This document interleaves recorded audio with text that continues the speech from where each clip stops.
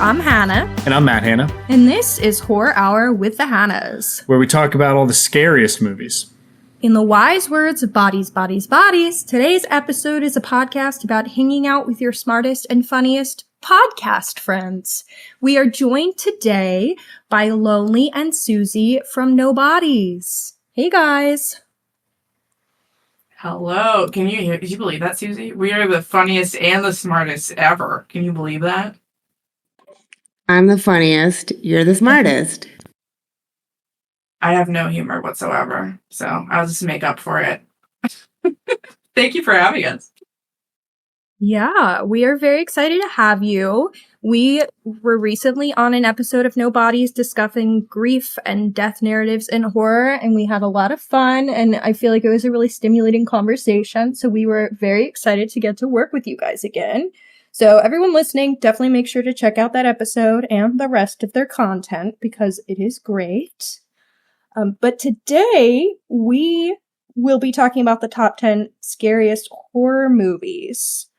This episode is actually going to be a two-parter, so for this episode, we're talking about the movies ranked 10 through 6, and next week's new release ep from us will be 5 through number 1. So, let's just jump straight into it, guys. What makes something scary to you? Matt, why don't you get us started with what makes something scary to you? Sure. So I wrote down, I got my notes here, and I feel like that the three words that really came to me were tension, dread, and helplessness. Helplessness kind of fits into the dread, but I needed like an extra little word there. For me, it's really any kind of like build up and anticipation to something bad happening usually scares me. And then I think the feeling of like helpless worlds, like you see in like the movie Seven, or even like how Anya Taylor-Joy's character is in The Witch, is something that really like gets under my skin. But what about you? I'm scared of almost everything because I'm a chicken shit. Like, I was truly trying to narrow down what scares me the most, and I'm like, oh, I react to literally everything. So I'll have more to say under what kind of scares are most effective for me, but frankly, I really have a hard time narrowing down what makes something scary. So let's hand it over to our guests because I think they'll have a more intelligent answer than me. So Lonely, let's start with you. Yeah. So I would say, on thinking about this, I don't find, especially now as like an adult horror viewer, I'm not somebody who's really bothered by blood or body horror. Like, sure, it's gross, but it doesn't particularly scare me. Sometimes, especially in more recent horror films, sometimes the body horror becomes so outrageous that I'm like unable to suspend my disbelief, and it just really takes me out of the film. As a younger horror viewer, I was really, really afraid of more narrative-specific things. For example, I was really afraid of possession-style horror. Growing up with a religious background, that narrative was something that was really true to, how I was raised, and this thought of something like that actually happening was terrifying. But as an adult, I guess I'm more focused on two areas of horror that I find particularly scary. The first is when things are realistic and could actually happen, thinking like kidnappings, people being tortured, etc. And the second is when a horror film can sell a piece of iconography or a scene coupled with a sound, like a really distinctive sound, to make that lasting image that you can't shake. So for me, an example is like the Babadook. With that character, he has a very specific set of sounds that he makes, and it just really encapsulates that character and makes it really sticking for me, in my opinion. So I would say realism, imagery, and sound are the things that really make something scary for me. But what about you, Suzie? For me, I think the number one thing I'm afraid of is anything that could possibly happen to my family and anything that's out of my control. So things that are in the clause of like actually being able to happen. But then I'm also super afraid of things that are like a little bit fantastical that might be able to happen. And I know Lonely hates the movie Coherence, but in my mind, like when movies can set up like an atmosphere where this actually couldn't happen in real life, but I start thinking like, what if this could happen? That starts scaring me. And then another thing that I deem a movie scary is if I keep thinking about it afterwards. So like I just saw Exuma on Shudder, and I cannot stop thinking about that movie, and nothing about it was real. Nothing about it could happen, but that movie is just like sunk into my skin right now. I really want to watch that, so I'm glad that you brought it back to my mind. So what kind of scares do we find the most effective? I feel like for me, I'm the queen of being startled. Like, I hate that about myself, that jump scares are so fucking effective on me. I honest to God think it's kind of a trauma reaction, just like growing up in like kind of hostile environments, and like loud noises just like make me cringe. So any movie that has a startle with a sound, I am incredibly reactive. But I think for me, it can't be a cheap scare or it won't stick with me long term. Like, and by that I mean the scare has to be built up too. I would say scares like in The Conjuring, like the wardrobe scene or the hand clap scene, I would say like those are really well built up to. They're coming from something that's already existing in the narrative, so they are really effective for me. Versus there are other movies where like a phone rings and that makes me jump, but that doesn't like unsettle me for longer than 2 seconds.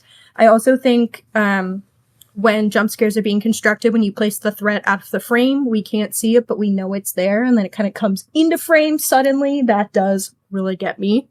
I also am just like a sucker for creepy imagery. Toni Collette on the ceiling in Hereditary, or the headless bodies floating into the treehouse, or the finger chopping in The Dark and the Wicked, or just like most of the imagery in The Babadook, I would say are some examples of just things that unsettle me to no end. And for me, like, if I am walking to the bathroom in the middle of the night and I feel like I'm seeing like the shadow of that image in the corner of the room, that's how I know something has really stuck with me.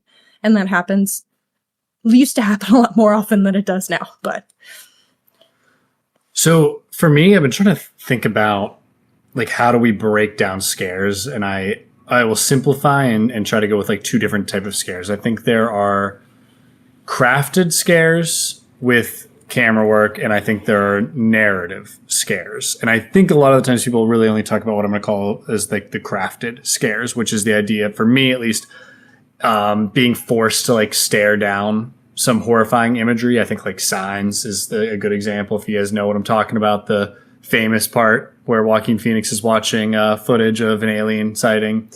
Or there was the show Archive 81 that we watched. It was not very good, but there were a couple of times that it forced me to like look at something that was very scary.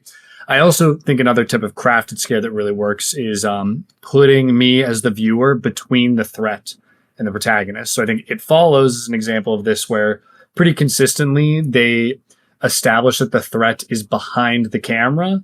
So it feels like we're at threat before the characters are, because we're between them. It's behind us, puts us in those situations. So I think, and like kind of last example for me that really works with these crafted ones is placing the threat out of view of the camera and then kind of panning, slowly moving towards it.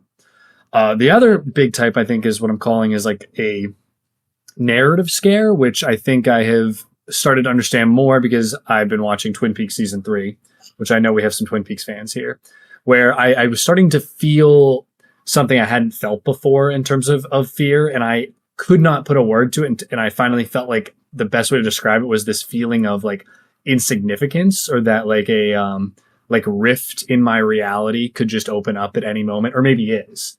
Like when I see something out of the corner of my eye or have deja vu, is that like beings beyond, or like basically like cosmic horror coming in and just changing my world as I know it. And that is like this new, for me, I think very much narrative feeling, which doesn't need to be set up with camera work. It really can just come from what is happening in the story that really can just get down and then eat at you.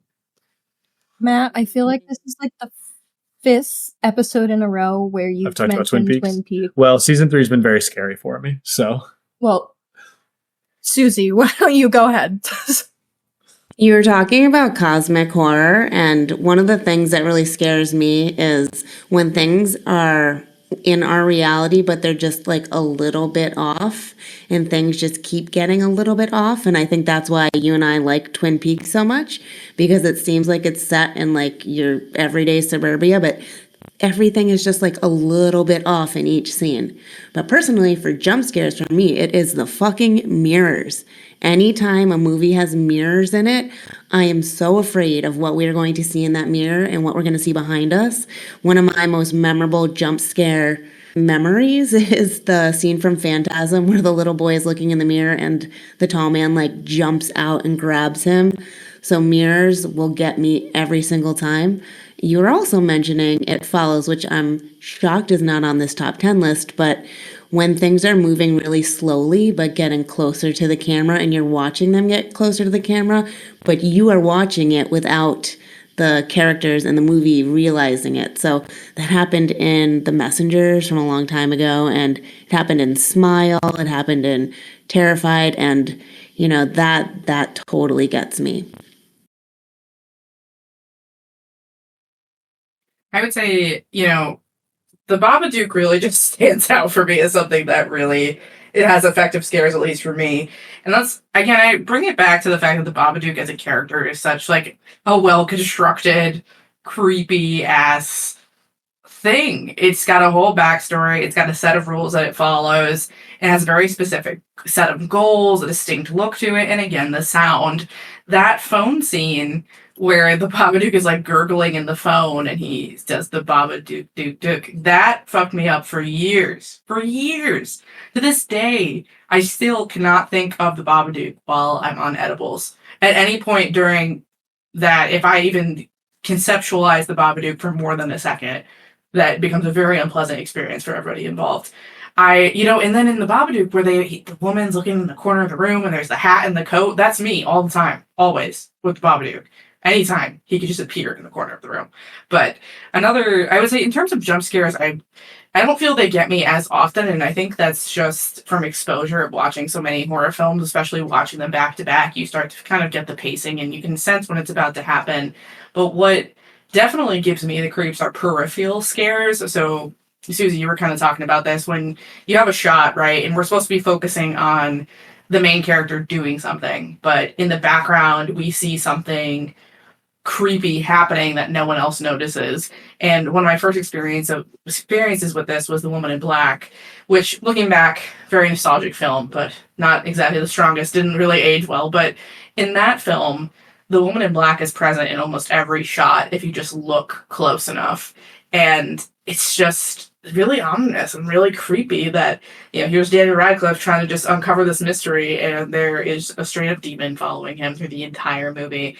And it's really unsettling. And a lot of films still do that, especially in found footage, where, we're given a shot of something and we're supposed to be focusing on the person speaking, and there's always something sort of happening just in the peripheral. And that's really unsettles me. So I would say those are my two examples. I love that example of The Woman in Black because I remember watching that for the first time when I was a youth, and I was so fucking unsettled. And I think the same thing is really effective in like The Haunting of Hill House. I think there's so much that kind of happens on the periphery. There's like ghosts in so many shots that you don't necessarily, like if you're not paying attention, you're not going to see, but if you see them, it's going to get you. And I love that we all love the Babadook because that is definitely a fan favorite amongst the Hannah household. I don't love the Babadook, don't you remember? We haven't mentioned anything about like jump scares being overused now. Do we think I think they're getting completely overused to the point where they're just not scary anymore because you're waiting for them to happen. So, no, that's perfect because I was kind of thinking with at least the examples we were given, there is something they have in common. And I think it's this idea that just having a movie full of like jump scares or crafted scares doesn't work. And I think just having like these more narrative driven scares doesn't work either. It's like the best versions are when we get both of these together.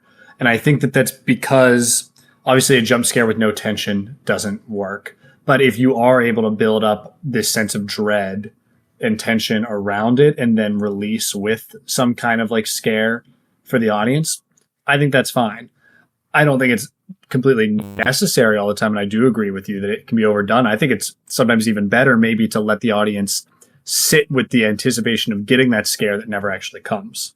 That's how I feel about The Witch. Like, I feel like the first time I saw The Witch, I was waiting and waiting and waiting, and I felt like the tension and suspense just kept building up for me to the point, and I would honestly say I kind of felt that way about Longlegs a little bit. Like, it just, like, made my chest hurt because I was waiting for it, but then the fact that it didn't happen worked so well for me. And it was still shot and crafted in a way that you thought maybe it would. Yeah. And then when it doesn't, it leaves you. And I think they also elicit feelings in other ways narratively, like you said.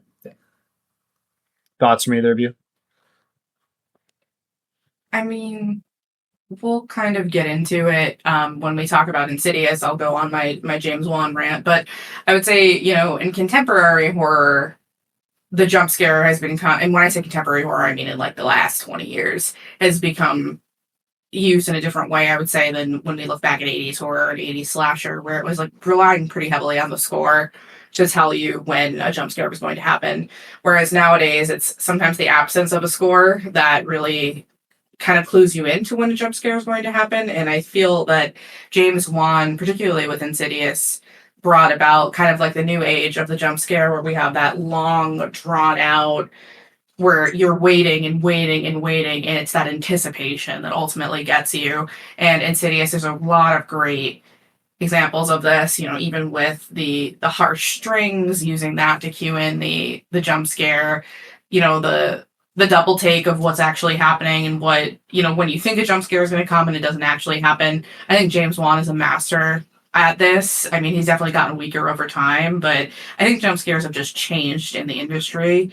I mean, I think it's kind of hard to argue if they're overused. It's so ingrained. It'd be like saying that slashers as a whole are overused, in my opinion. But then we have some movies that literally do not have any jump scares in them, and I find them funny. I mean, scary. I'm just thinking about I Am the Pretty Thing That Lives in the House. I thought that whole movie was like, me and Lonely do not see eye to eye on some things, and that is one of them. Sometimes just the dread with no jump scares will do it for me.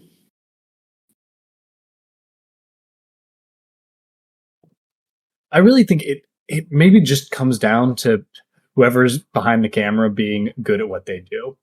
Because I've heard people complain about jump scares, but I've seen plenty of shows and movies that absolutely crush in jump scares. And then I've seen plenty of movies without them that I think are scarier. So it might not be, a one size fits all. It really is just like how good of a director, how good of a writer, how good of actors do you have is really going to determine what is good here. What do you think, Hannah? Yeah. Yeah. All right. Well, well, let's move forward a little bit. We're definitely going to end up back in the jump scare discussion, I'm sure, when some of the films we're talking about. Before we get into the actual list and how that list is created, I did want to share what our Instagram followers had to say about what movies they find the scariest. Cool. Let's hear them. So, Dairyland Frights said Sinister because it did a nice job building the suspense. Well, spoiler alert, that's on this list. Yeah, you'll hear us talk about what we think. Bells of Horror said The Conjuring, Sinister, and The Descent. 2 of those are on this list, so again, you'll hear us I haven't chat. seen The Descent, but I do think we should cover it at some point because I've heard a lot of people say it's very scary. Yeah, I feel like we're kind of dumb for having not seen that. Yeah, eventually. We'll get there. I'm very scared, if I'm being honest. The What in the Wide World of Cinema said, that's such a hard question. I honestly can't remember the last time I was truly scared by a movie. I think I'm desensitized. Wow, badass over here. Matt, rude. Salt and Pepper 246 said The Entity. And Haunted Moonlight Podcast said, for me personally, The Ring. I saw it when it came out and was absolutely terrified. I kept my TV off and covered so the video wouldn't magically turn on by itself and then kill me. That's a good answer because I think The Ring was such a formative one for a lot of people. Horror movie watchers. Like when I started watching horror, everyone was like, have you seen The Ring? Have you seen The Ring? And I do think that the actual video that they show in the ring is very scary. And overall, the Samara movie is pretty, really pretty scary, creepy. too. Yeah. So that is what our followers had to say. Like we said, today we're talking about the 10 scariest horror movies, and we are talking about the 10 scariest as rated by the Science of the Scare Project. This is a description from their website. Each year, the Science of the Scare Project curates a list of the most terrifying English language films and puts them to our 250-person panel. Our test subjects are invited to special screenings of our movies where they're fitted with heart rate monitors, and their heart rate is tracked throughout each movie. So their current score system combines both heart rate and heart rate variance. With heart rate, the higher the number, the faster the movie got their audience's blood pumping, which is an indicator of excitement and fear as part of your fight or flight instinct. They also, like I said, rated heart rate variance, which measures the time in between each beat of your heart. The lower the heart rate variance, the more stressed our audience members became, a good indicator of slow burn, fear, and dread. After collecting the average heart rate increase and heart rate variance decrease, we will then combine both scores to create a Science of the Scare score out of 100. So we are using the list from 2023 because 2024's list has not come out yet. I think they try and put them out before Halloween. I think we can all acknowledge that this is a flawed metric for determining what is scary. There's obviously a lot more to it than heart rate. And it's obviously something that is going to vary very much from person to person. Like we discussed, there are different things that might scare each of us. Some of us might have a different threshold for what scares us. So, obviously, we're going to get into it. We're going to have different feelings on how scary these movies are. I will also say I didn't realize this was English language only, and that would definitely change this list. Yeah, I was going to say, I feel like Wreck is pretty scary, but not an English language film, so it's not going to be on here. Yeah. Okay. Well, do we want to just start with the first one on the list then? Yeah, so we're going to do number 10, which is Talk to Me. Talk to Me is a 2022 film written and directed by Danny and Michael Filippo, written by Danny Filippo and Bill Heinzman, starring Sophie Wilde. The back of the box description is when a group of friends discover how to conjure spirits using an embalmed hand, they become hooked on the new thrill until one of them goes too far and opens the door to the spirit world, forcing them to choose who to trust, the dead or the living. So, Lonely, why don't you get us started with how you feel about this film? I remember you're starting with me because I like this film, but I'm a big fan of Talk to Me, honestly. This is one of my top films of the last year, I would say. And I've done a couple spews on the internet about this film, so I won't go too deep into it, but it's a grief narrative. It's one of the grief makes you do crazy things narratives. And I think Talk to Me is incredibly hard-hitting and unpredictable. In a lot of ways, it's very jarring as well. It has amazing pacing, in my opinion. It starts going immediately, and it does not stop until you get to the very end of the film.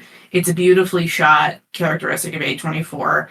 Everything in the film is very calculated, very meticulous, and a lot of this is made to make the audience feel very disoriented as we're kind of navigating the narrators or the main character, Mia, her intentions and her stability as she's navigating the loss of her mother. The practical effects and the shock value with the body horror is just amazing. Some of the most stellar I've seen in the last few years, in my opinion. Very akin to my BFF, Ari Aster. What takes Talk to Me above Hereditary, in my opinion, is that it's relatively more approachable than Hereditary. It's a little bit more digestible. Overall, really stunningly acted, diverse. Some of the scariest scenes for me are Riley's session, his first session with the hand, where he's smashing his face into the table. And then later on, when he's in the hospital bathroom, and he begins to try to claw his own eyes out, smash his own eyes out. And then eventually we see Riley in limbo, where his entrails are being pulled out by, the whatever that is in hell, the demons or whatever. And it's just the visceral body horror that really does it for me. I loved Talk to Me. I know there's a lot of, we've talked about this film before, the four of us, and I know you guys aren't maybe the biggest fans, but I don't know. I'm a big fan of it. It made my top of the last year. So, Suzie, what about you? Well, I do think the body horror in Talk to Me is definitely effective. When he is smashing his head on the corner of that table, like I cringed every single time. What I wish they gave us more of was, time with the hand and the ghosts that they see with the hand. I think they tried to sprinkle in too much other stuff to build up the story, to make it a little bit more artistic. And I would have rather just left out all the stuff about Mia and her mother. I know it's kind of like the driving plot force behind it, but I thought that slowed things down and muddied it up. I wanted to see more of the limbo and them trying to get into that limbo to get Riley back. And I don't think we got enough of that. And I don't know if that was practical effects or special effects or AI generated. I don't know what it was, but that's what I wanted to see more of. But yep, scary movie. It wasn't my top or my favorite, but it definitely was scary. Yeah, so on our podcast, we typically count the hides and screams that we have for each movie that we watch. Out of this list, Talk to Me is the only one that we didn't count, so I don't have my hide and scream count. But what I will say is that I very much agree that the Riley scenes, with him self-harming, were incredibly jarring, and the body horror was really well done. I would say those were definitely the scariest scenes in the film for me. But overall, it's not as scary as I might have anticipated. I do think there are a couple scenes that are very tense that I did like the scene with her and her dad. I think it also provides a very fresh take on what feels like an unoriginal concept with seances. But overall, I think my enjoyment of this film is impacted because I really, truly don't know what it's saying thematically. I know we talked about that on our collab episode on your podcast, so I don't have to get too into it, but I do think that the overall purpose and meaning of this film gets a little muddied. What about you, Matt? I like this movie. I feel like you guys said a lot already. So, yeah, I enjoyed it. I think some of the scary scenes for me are when we are seeing what is maybe happening to Riley when he's stuck in some hell world, getting harassed by ghosts or whatever is going on there. I think it's fine though. It's not a huge standout for me. I don't think it's particularly scary, but overall, this is one that I enjoyed and has a couple decent scares. Yeah, I would say regardless of how scary I find it, I do think it's a really well-crafted movie. It looks great, the performances are great, etc. So I definitely like the movie. I just don't love the movie, I would say. So we can move on to number 9, which is Hell House LLC. This is a 2015 film written and directed by Stephen Cognetti. The back of the box description is 5 years after an unexplained malfunction causes the death of 15 tour-goers and staff on the opening night of a Halloween haunted house tour, a documentary crew travels back to the scene of the tragedy to find out what really happened. So just before we get too into it, I will say that we did count our hides and screams for this movie. There were 3 hides, all of which were me, because I'm a scaredy cat, and there were 4 screams, 3 of which were me, and 1 was Matt. So this movie got me at least a little bit. A little bit. I think it got you more than you were trying to admit. So why don't you start us off with this one? I have to say, I do think found footage is a really good way to do horror when done right. I think it's constantly putting you in a situation where you are directly being attacked by the threat, or the threat is between you and the protagonist. And it really forces you to stare down something you don't want to look at or don't want to see. I don't think this movie is any insanely good film, but I do think it had some very scary moments. I love a little mockumentary style setup. And I think when it really gets going, it might take a little bit though. There are some really amazing scares, especially with dummies and dolls running around, which always gets me. Mm-hmm. What about you, Suzie? I love Hell House LLC. Whenever anybody's talking about what horror movie to watch, especially if they're a newcomer to the genre, I'm like, Hell House LLC. It's easy to get into. I really like the found footage aspect of it. And this movie was really freaking scary. And I don't get scared often, but there's something about going through like a house or a place and it feeling really believable and like you're really in that architecture. And Hell House LLC did that. I felt like the way they filmed the whole location, I could get like a sense of the whole house. And I knew like when you went upstairs, you weren't getting out. And this movie's scary. The clowns were scary. I think the second one is scary too. The third one is meh. And the fourth one's great, right? There's 4. Am I right or not? I have no idea. I only watched the first one. And I agree. The clowns were scary. Whoever picked the masks was a genius because they were just fucking horrifying. nailed it. What about you, Lonely? What do you think? I would say, Hell House LLC, I agree with you, Suzie, that it's such like a great entry point to the genre. If you're somebody's new to horror or even to found footage, it's a really solid entry point to the genre. But if you're somebody who consumes a ton of found footage, this isn't, I don't know, I wouldn't say it's groundbreaking.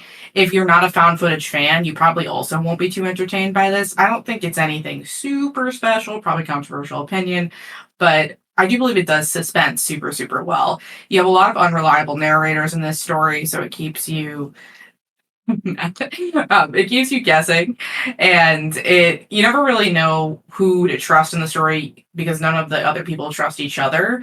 So you're like, well, I don't know who's telling the truth here, and it builds a lot of suspense. You also have these long stretches of silence as you're watching different things in the haunt. It's a lot of the scares are very subtle. I think one of my favorite scenes is when I believe it's Andrew filming, or one of the guys is filming, and he's kind of like laying on the mattress, like talking into the camera, and you see, I believe it's Sarah, like creeping around in the background. Yeah, in the background. It's freaking, ooh, like give me the creeps. I would say that, because that's the kind of stuff like I wouldn't recover from. If that happened to me in real life, like if I was recording like a vlog of myself and I watched it back and there was somebody standing behind me, I wouldn't recover. That would be it. You'd need to find me in the loony bin, because that would be it for me. Controversial opinion. I like Hell House LLC better than Blair Witch. I don't think that that's that controversial. That's a valid opinion, I would feel. Blair Witch, love it, but I don't know if it's aged the best. I actually think I agree with you. So, not too controversial. Yeah, I think we all agree. Hell House LLC is weird because, like, when I finished it, I was like, yeah, 5, 6 out of 10 movie. But then, like, looking back, I was like, I think very fondly of it, and I just watched it. So, I don't know. I think I'd recommend it. So, I would say, I'm not quite sure if I would recommend it. It wouldn't be my first recommendation for horror or found footage, even. I think it would depend on the person. I thought it was definitely a really fun ride, but I don't love it as much as it seems like much of the internet does. For me, I like that it created scares around things that I am already scared of in real life. Like, I am such a chicken shit at everything, but especially haunted houses. Like, when I walk through a haunted house and there is like the strobe lights and people actually jumping out at me, like, it gets me. And so watching that on screen, I thought was really fun. I also loved the scene of one of our characters laying under the sheets. Like, he sees something in the corner of the room and then he hides under the sheet, and then it's just like him, like, kind of like looking to see if it's still there. And that is me. I'm definitely that. I've like had sleep paralysis and like hid under my sheets, and then I have that same moment of like, I'm too afraid to look because what if I see something? So I just found that like extremely relatable. I think even just the concept of seeing something just like frozen and lurking in your home, like every shot that they had of that one clown moving around the house and just kind of being there, and then they look away and then it's not there anymore. That gets me, because that's kind of what I see like when I wake up at night and I'm like walking around the house. I just kind of like see a thing or a statue there, and I actually did see that. I haven't had one of those moments in a while where I was like scared in the middle of the night, but after we finished this, I like saw a clown at the corner of my eye. I don't know. I'm not sure it'll stick with me for the long haul though, but it was the most recent one we watched of this list, and, you know, it's definitely not my least favorite on the list, so I'm gonna give it some praise there. The Exorcism of Emily Rose. If someone would have told me this was a courtroom drama about possession, I would have been all in. But I went in thinking this was going to be some scary movie, and just I'll straight up say it was not. Not scary, really, in the slightest. However, I was really interested in what it was about. I still enjoyed myself a lot, but I kind of felt myself like nodding off every time we went to try to do one of the scary possession scenes until the end. And even then, like, I've seen it done better. So, like, I kind of wanted more courtroom and less scary. And that's all I'll say about it. You skipped the background, so I'm going to say bad. it's a 2005 movie directed by Scott Derrickson, written by Scott Derrickson and Paul Harris Boardman, starring Laura Linney and Tom Wilkinson. Back of the box is it follows a self-proclaimed agnostic who acts as defense counsel representing a parish priest accused of negligent homicide after performing an exorcism. We had no hides and one scream, which is me, and I have literally no memory of what I screamed at because this movie did not stay very well ingrained in my head. I do think it's pretty forgettable. Like Matt, I really enjoyed the concept of the courtroom drama, but I didn't really feel like it went anywhere worthwhile, frankly. I thought Laura Linney's performance was really good, though, so I'm gonna give her props for that, but I don't know. I'm not surprised that I liked Laura Linney's performance because she's an award-winning actress. I didn't think the imagery was particularly scary in this. I didn't feel like the camera position and framing did much to build tension or discomfort, and the pacing was awful, so I just didn't feel engaged most of the time, and so when the, quote, scary scenes came up, I just was, like, half asleep, so I feel like I did not care. What about you guys? What about you, Lonely? Well, as the resident religious woo-woo, I'm here to defend The Exorcism of Emily Rose. This is a fun movie. I think it's fun. I mean, I agree. I have no idea why it's on this list as some of the scariest films. I don't think it's that scary, especially in terms of possession subgenre, but this is a good addition to the possession subgenre. It's fun. For me personally, it's a cross of my two favorite types of horror content, religious and police procedural. I'm really surprised that it's rated so low critically. I don't think this is a bad acted piece at all. And the possession scenes are super impressive in terms of the leading actress's ability to act during the possession scenes. They don't feel campy. They don't feel canned. I think it's great. And it does run a bit long, and it's really on the nose in terms of the Catholic imagery. It doesn't really quite capture the essence of what I would consider a true Catholic family. It definitely skews, in my opinion, more Bible Belt Christian. But hey, whatever. The lighting is very 2000s drama. It's so dark at the most random times. It almost gets annoying. There's one scene where the lawyer, Aaron, is talking to Father Moore in the jail, and you can clearly see the sun shining through the window, and you're like, why is it so fucking dark in here? For no reason. And there's like one like shred of moonlight on the pillow at like random times. So very melodramatic in that way. But there's no diversity in the cast. I don't find it very scary. I think it's a fun possession film, but, you know, if you're not a fan of possession, this is not gonna wow you. Very much like Hell House won't wow you if you're not a fan of found footage. I don't think it should be on this list at all, personally. What about you, Suzie? Definitely shouldn't be on this list, and I can't even remember. I just watched this like 3 nights ago. I don't even remember if she was possessed or if it was the mental illness or the seizures. What was it? Was she actually possessed?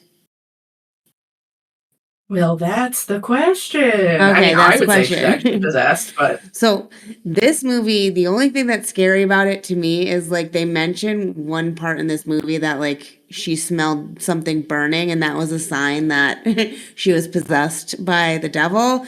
And there are so many times in my life where I've smelled burning and nothing's burning, and I just think of Emily Rose and I'm like, I'm fucking possessed now. I am possessed. And this movie like made me think about possession happening to anybody, because Emily Rose didn't do anything to have this happen to her. So that was scary to me. And the fact that like all of these symptoms she had could also be like some other disease, that was also scary too, because like those are some of my biggest fears right there. Being possessed by something and like suffering from some mental illness that nobody knows about, and me going into like someplace with white padded walls. So jump scares, absolutely not. It wasn't scary. It doesn't hold up. There's a scene where she's walking on her campus and she's looking at people's faces and they kind of like melt, and the CGI just is not good. And I feel like there wasn't a lot of like scary parts to it. The courtroom procedural kind of broke up the amping up of the tension. So I don't know why it's on this list either.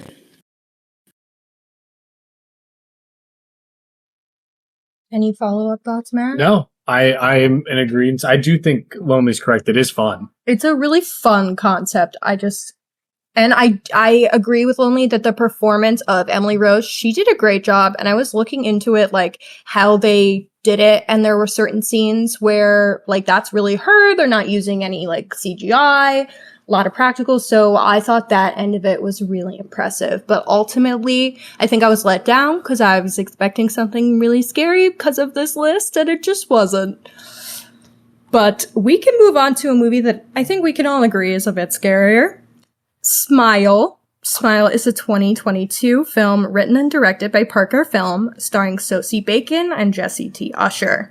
Back of the box summary: a therapist who witnesses the bizarre suicide of a patient then goes through increasingly disturbing and daunting experiences that lead her to believe she's being haunted by a supernatural entity.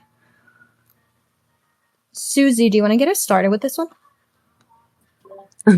I love this movie. I think I rated this a 9 out of 10. There are so many scary scenes in this. There's one in particular that was actually borrowed from the movie Terrified from 2018. It's a Spanish film. It's that scene where she's at her sister's house and she's in the car, and then she sees her sister like running up to the car and her head's all like weird. Do you remember that scene? That one's my favorite. It's on my list of the scariest scenes on my list. That made me scream out loud the first time when I saw it in the theater, and everybody in the theater screamed for that. And then at my house, I watched it again, and I knew it was happening, and I was like, oh my God, and I screamed again. That was scary. There's also some scenes in the bedroom where it's dark and things like come out of the dark really fast, and I'm usually not a big fan of like fast things moving towards the camera, but it worked so well in this movie. Another thing that just is so creepy is the way this movie gets started. You're just put in this situation where it just gets going. Like right away, you see this girl like in this gruesome act. And I feel like the rest of the movie kept up that pace. And for me, when a movie has like a mystery that needs to be solved and there's little puzzle pieces you got to pick up to solve it, I love it. And Lonely, I know you didn't like the ending of this movie, which I found scary. Do you want to talk about that part of it? Yeah, and I liked the ending. Maybe in the past I said that I didn't, but on my rewatch I definitely liked the ending. I mean, I think so there's a whole commentary here, and I know Hannah, you've talked about this, about where this film kind of sits in the conversation regarding mental health. And I'm a proponent of this film. I found it to be really poignant and really visceral in its deconstruction of basically living in the world as a mentally ill person. And as a mentally ill person, I really identified with a lot of the main characters in this story because they're literally begging for help. They're begging somebody to just pay attention and believe them, and they're constantly shut down. And sometimes when you're dealing with themes like mental health, where the vast majority of people maybe know mental health at like an arm's length, they don't maybe encounter it too often in their regular lives. Sometimes you need to be heavy-handed, and sometimes you need to hit people over the head with the metaphor, and especially in a film that was so overconsumed like Smile was. I was a big fan of the ending. I think it's an excellent twist. I didn't catch it. My biggest issue with the ending of Smile is that I know it opens the door for the sequel, which I do not think it needed. I'm not looking forward to seeing the sequel at all. I think it's just a cash grab. It would have been so strong if they just left it closed door. Did you see the trailer for it yet? It looks so I did, bad. and I think it looks terrible. Yeah, so bad. It looks so terrible. And then I looked at the cast because I'm like, okay, so who are they going to bring back? Like, where are they going to put this film in like the timeline of the Smile universe? And it seems like it's going to carry off exactly where the last film stopped. So the boyfriend character Joel, he's going to carry it, the demon or whatever, the the pseudo It Follows, whatever's going on here. But that's where the second film is going to come in. But in terms of scares, I agree with you, Suzie. The car window head thing, that got me. The scene where the guy, he's at the gas station, they're like watching all the police footage, and one of the scenes of the guy at the gas station, and he like stabs himself in the eyeballs. Yes. Eyeballs get me. Yeah, it's because you don't know what's coming, because you're like, oh, he's going to light himself on fire, right? We're at a gas station. No, he freaking stabbed himself with a jumper cable. And then the cat in the birthday box. I'm always a sucker for that shit. No. I knew that was going to happen too, and I was like, please don't let it be true. Please Mustache. And then you're thinking like critically about, oh, well, this is a commentary on familial trauma, and now this little boy is traumatized, and what are we gonna do? So, yeah, Suzie and I have never talked about Smile on the mic, if you can't tell, so that was our tangent that we've been waiting for. Well, no, it's good because you can bring it back to us as two people that really didn't like Smile. I love how much you guys love it, though. It made me so happy to hear how excited you guys were. And I hate that we're about to bring it down. Well, I won't say too much. We talked about it on your podcast in the episode we were on. So if you want to hear me bitch about Smile, you can come hear it there. You can also hear it on our episode where we covered we did cover Smile, and I complained. You guys went on a rampage of that movie. I'm sorry. Hey, there were 3 of us too, so it wasn't just Hannah and I that disliked it. We had one other person on that. Yeah, other Matt also despised. I think he might have hated it more than we did. And there's plenty of reasons, but I'm going to just talk about the scariness of it. I think there are a couple good moments of like crafted scares. Because I really hated the like narrative of it, I don't really think there was ever a moment where I was like dreading anything or like really feeling tension. And I definitely didn't feel tension on the best scare in the movie because I saw it 16 times before I saw the movie because it was in every single trailer. And that's what I like that. I was like, that was your best scare. You guys blew your load showing this in the theater. I can't believe it. Cause like that was like a poop your pants scare. But again, it was just, it got used up, and that I was kind of disappointed by. I will shout this out for having a really cool practical effect near the end of the movie. I wish that there was more of it. Overall, this is not a movie I would recommend, unfortunately. And I don't find it particularly scary, but maybe that's because I was just so frustrated by everything else that was the main emotion that was holding on to me. But Hannah, you got any extra thoughts? We're all entitled to our wrong opinion. That's totally fine. I know how you feel with the next one on the list, so we can argue about that one too. Yeah, but she's come around. She's come around for this one. Oh, it's not as much hate. Well, Hannah, tell us what you think about Smile, and then we can move on. So we did have some hides and screams. I think they were all me. I hid 5 times and I screamed twice.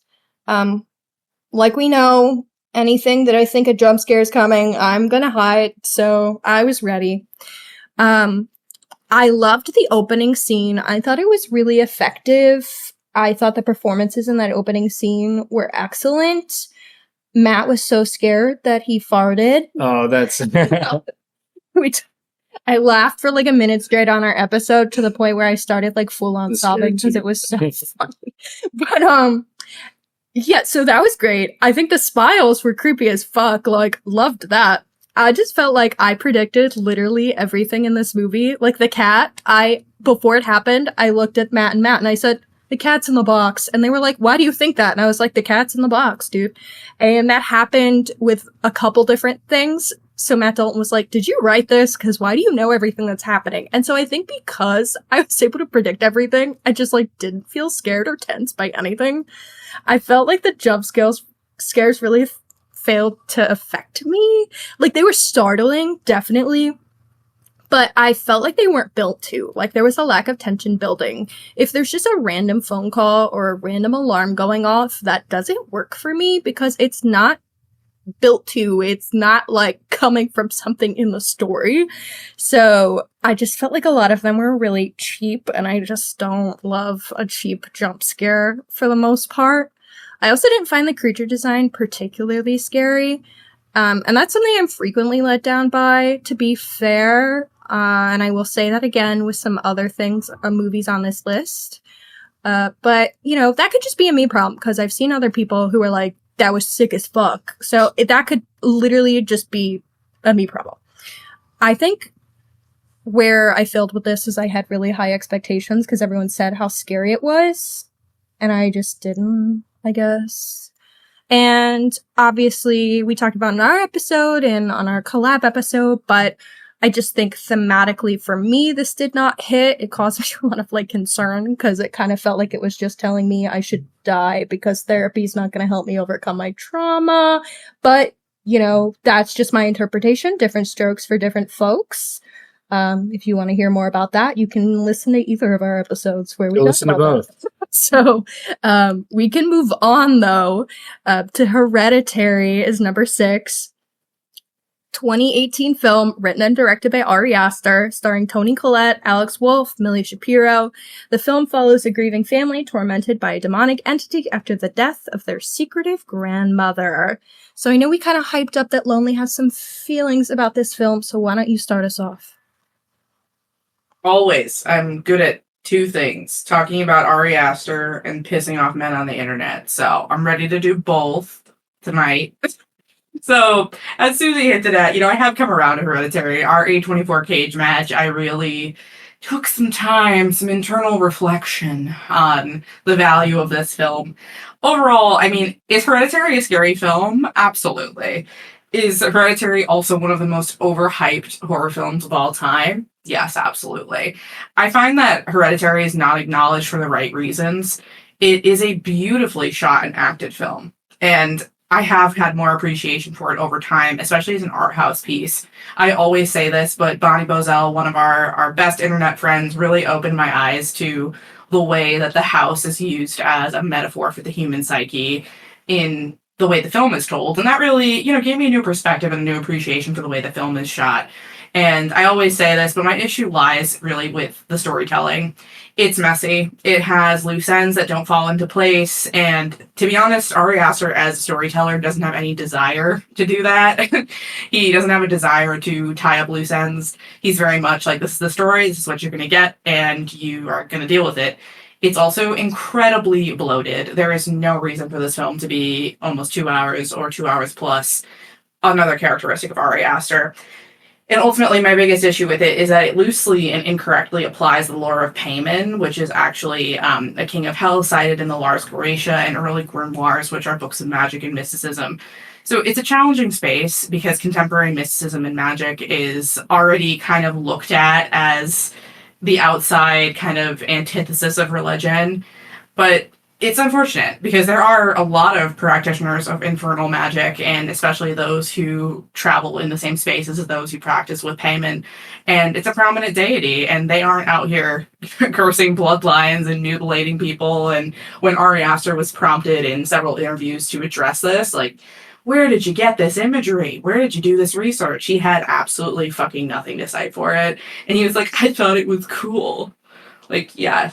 Me too, bro. Me too, bro. When I think something's cool, I'll make a movie about it and then answer no questions whatsoever. That's also his attitude in almost everything, especially in his opening film, A Strange Thing About the Johnsons. But incredibly scary film. Annie sawing her own head off, stunning. Fucked me up for a real long time. Annie smashing her head on the door, fucked up. The ants in Peter's bedroom, fucked up. It's visceral, it's bizarre. Honestly, this film does belong on this list, but I will never stop saying that it's overhyped. So, thank you for coming to my TED Talk. Yeah, but have you considered that Scary Demon is fun? Matt. Listen, everything's good and everything's fun. It's just, we always have to think of as art forms. Art has impacts, art has repercussions, and it's our responsibility as storytellers to understand those repercussions. And I personally don't think a privileged white male gets to kind of trample all over a religion that's already kind of ostracized without any repercussions for it. And he'll never face repercussions for it. Like, he never will. Like, he's a fucking film boy god, and they friggin' worship the ground he walks on. Beau is Afraid is a shit movie, too, and nobody addresses that. But listen to the A24 cage match if you want to hear more about Beau's Afraid. So I'll say I haven't seen Beau's Afraid yet, but I was just being a jerk. I actually knew nothing about Paimon, so I understand the complaint there. But setting that aside, I will say, I thought this movie nails thematically the idea of like family trauma and passing down generational trauma. And also the idea of possibly passing down family and hereditary mental illness. And that's just, I think, scratching the surface. There's plenty of other themes going on here. But from a scare standpoint, I find this one to just nail this idea of dread and helplessness that I've said I've liked so much. Like the whole setup is that this family is being controlled by this cult, and completely everything about them is being controlled eventually to get their deity in a human host male body that they want. I think he nails some imagery by having the house look and be shot the same way that the doll houses that Annie has are shot. They're kind of just playing on the idea of that they are, you know, puppets or dolls that are being controlled. And nothing ever feels right. Everything is constantly feeling off, just kind of like building up this sense of uneasiness. And then we get a bombastic finish with a bunch of naked old people running around, hiding in the dark, Annie sawing her head off. And I think one of my favorite shots in horror, her headless body floating up into the lit treehouse, and you get hail payment. Overall, we saw this in theaters. It really, I think, just like dug its way into my brain, and scared me just from that like narrative and dread standpoint. And I think that's all I have to say. I think it definitely deserves to be on the list. I get what you're saying about it being overhyped, though.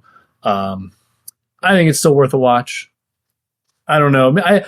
Maybe I'm not on or seeing it on Twitter as much where the overhype is happening, because I was like, I feel like it's kind of rated exactly where it should be. But I feel like it is very widely discussed. This and Midsummer. I mean, like the I like homies Midsummer love better, but Ari Aster, but yeah, I don't know. I do like them both, to be fair. So I have never had much issue with how they're overhyped. I think some of the other movies on this list feel less deserving of the hype for me. What I will say about Hereditary, though, is I hid 6 times and I screamed 5 times during my last watch, which was my, like, 3rd or 4th watch. So this movie does, in fact, fuck me up. When we went to see it in theaters, what I knew about it was, 1, the trailer was accidentally played for, like, a G or PG movie in Australia, and it created, like, a disaster in the theater. And I thought that was really funny, but then I was like, oh fuck, what's this movie about? So then I watched the trailer and I was like, absolutely not. I cannot handle this. I'm not going to see this. And then I decided to read the plot because I thought Matt would not make me go if I threatened to spoil the plot for him. But then I read the plot and I was like, what in the actual fuck? I have to go see this now. Shit. And that was a decision I regretted for like 2 years because I thought I was going to throw up during this fucking movie. Everything about Charlie is so unsettling and icky to me. Her look, the clucking. her look. I'm sorry. Like the way they dress her, like everything. Like that's not what she looks like. But her cutting off the birds' heads, like this girl loves decapitation, so her death, I guess, is pretty fitting. Her death is also like fucking horrifying. And now anytime we drive in the car and someone puts the window down, we're like, keep your limbs inside the vehicle. Yeah, you're gonna get hereditary. You're gonna get hereditary. Like that just was so disturbing. And like Lonely said, the imagery is horrific. Annie on the wall, just kind of like floating in the corner, cutting her head off with a piano wire, the headless body floating into the treehouse. It's all disturbing to me. And the sound design really fucks me up, especially the music that's playing in like the end hail payment scene in the treehouse. Like when I hear that movie or that music, now I get uncomfortable. I also think the grief narrative is really interesting. Specifically, like Toni Collette's scream crying is devastating, and I think that adds to like the discomfort in the film because you're like, oh my god, he really did that, and then she's reacting like that. Like it's just all together a lot. I agree with Matt that I do like some of the themes here. I do think they could be explored a little further, especially given the runtime we have, like Lonely said. But all in all, I do think this one is pretty freaking scary, and I think it very much deserves its place on this list 100%. So, Suzie, wrap us up here. You guys have pretty much said everything. I think half of this movie's greatness is Toni Collette. I don't think she can be in a movie that's not great because she carries it. The one scene that stands out for me is obviously when the sister gets her head hit by the pole and then he goes to bed. That feeling when I saw him wake up in the morning and he doesn't really register things right away, that was like when this movie just hit me and I was like, this is going to be good. And then the scene at the dinner table where Toni Collette is like screaming at everybody. This is, I think, a masterpiece in pacing in the way of a slow burn. So I understand why it's on this list. I love this movie. Well, that is where we're going to wrap up this week. So for all you out there listening, please come back next week. We'll be back with Suzie and Lonely, wrapping up numbers 5 through 1. I'm very excited to get to the next couple movies on our list, so I am ready to get there. Thanks, everyone, for checking out this episode this week, and I've been Hannah. I'm Matt, Hannah. And Lonely and Suzie were here, too. Happy hauntings!